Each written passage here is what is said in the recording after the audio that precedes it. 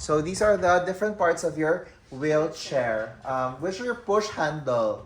Push handle. So make sure yung push handle yung rubber na is intact, right? Hindi yung broken. Next is yung backrest. Backrest. Okay, armrest. Armrest. So there are armrests that are movable. So whenever the patient's like maybe too big or maybe there's mga differently able, so they are personally designed for them. So may iba na natatanggal-tanggal siya. Where's your seat?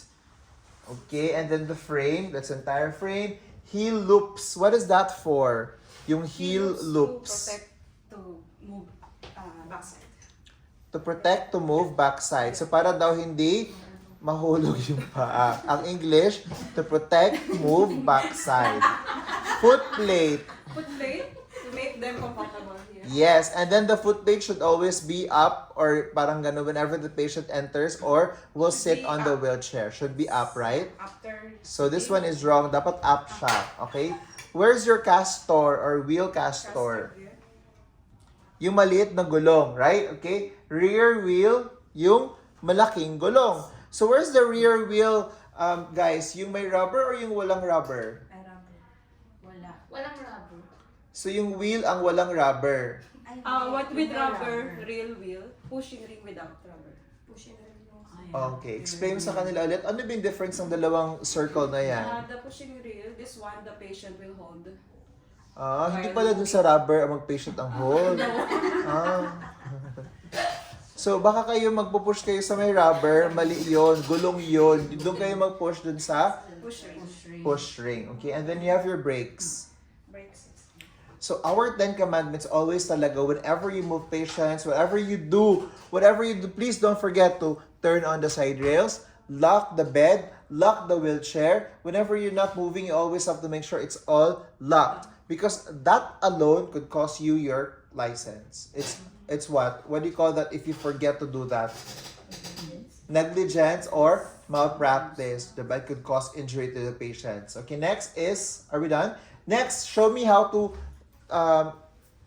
yung parang store yung wheelchair. Or paano mo ba ini-store ang wheelchair? Like body mechanics, like this. Bend with your knees and your hips and then perfect. How do you open naman the wheelchair? Just push.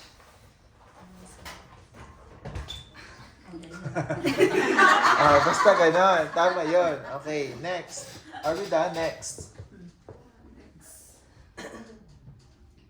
Okay, there's so many, so gagawin na lang natin yan later, right?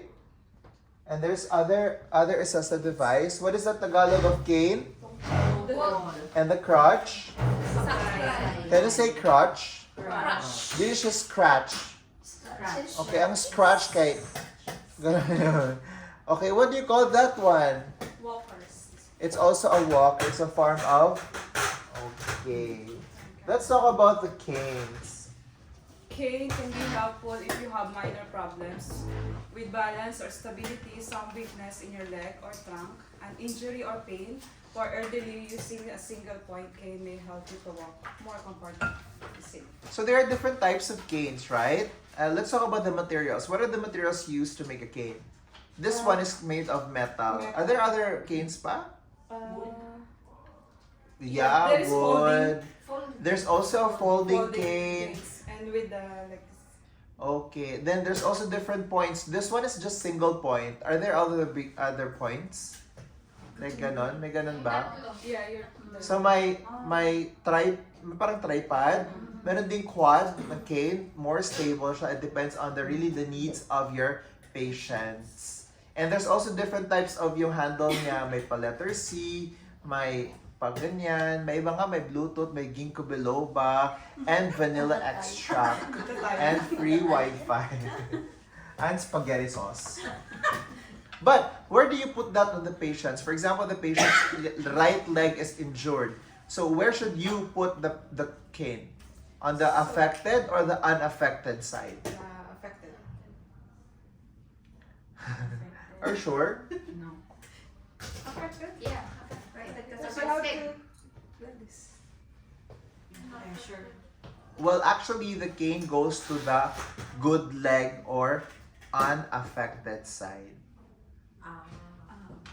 Okay. Next is crutch. Crutches.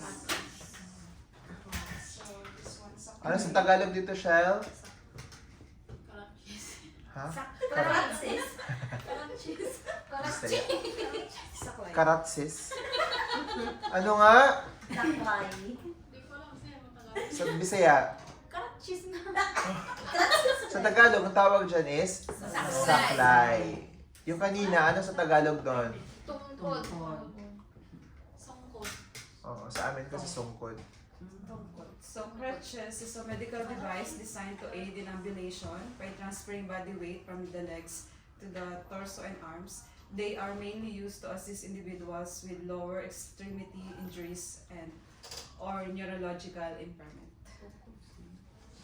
So what are the different parts of the, yung mga things that you have to look after too? So this one, the auxiliary, Okay. and So how long, Adjust- ano ba dapat yung, let's talk about first yung pads na yan. How long or what is the difference between should be 3 finger three finger breadths, right? Ang height niya. height. Why not mas mataas pa To prevent the Damage damage ng- from the armpit. ng nerve? Okay, can you say to prevent nerve damage? To prevent nerve damage. So remember that your arms is also being supplied with yung blood, right? So if there's a constant push or yung pressure on your underarm or your axilla, obviously it will have a cause an impact into, kasi you're not gonna use this for an hour lang, you're gonna use this for a lifetime or during your therapy, right? Tama? Tama? Oo, kung ba na, parang napunta ka na sa ibang galaxy.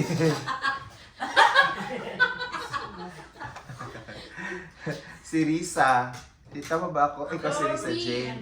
Ha? Lori Jane. Ah, si Lori Jane. Ito si Risa Jane. Ikaw si Elaine Jane. So, sino ka nga? Ako na tuloy napunta sa ibang galaxy. Lori Jane! Ano ba yon? So ito, di ba may nerve damage? Kasi you're gonna use that during the entire therapy session, right? So if you're constantly doing like this, it would cause an impact to your nerves. So to prevent that, there should be a space in between the pads and your axilla for how many? 3 finger breadths. Can you say that? 3 finger breadths. Three finger Breads. Okay, or breads. B-R, parang bread with PH. Finger breath, breaths. Okay, fine. Next, you also have your handle. Itong handle na to. Saan ba dapat yung handle? Ano naman ang height ng handle? This one should, yeah, like that. Bread the speech.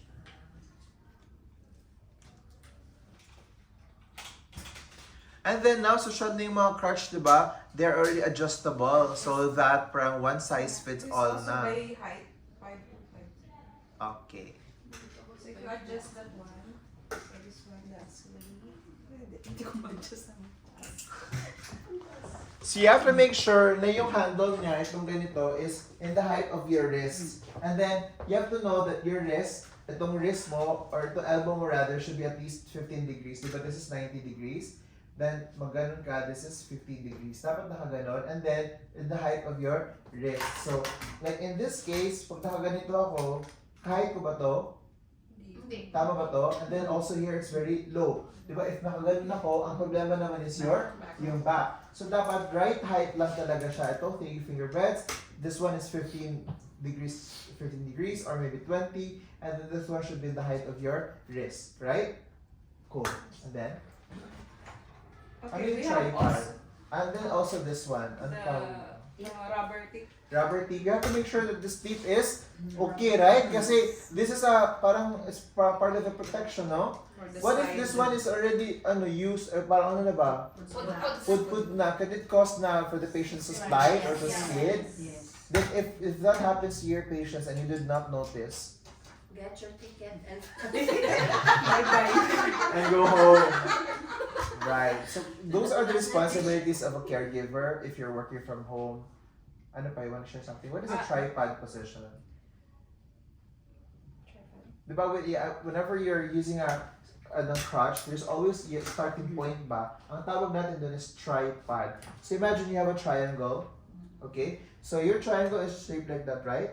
Ganito. So ako yung tape and then this one is the other tape. So this is your tripod position. Though this is the wrong height, but this is the tripod position. So invisibly, meron kang line na dyan na base and then papunta dito sa'yo. Na-imagine nyo? Yes. You always start with that. It's your tripod position. This is not the correct position. This is not the correct position. It has to be yung parang may 1 foot away pa diagonally.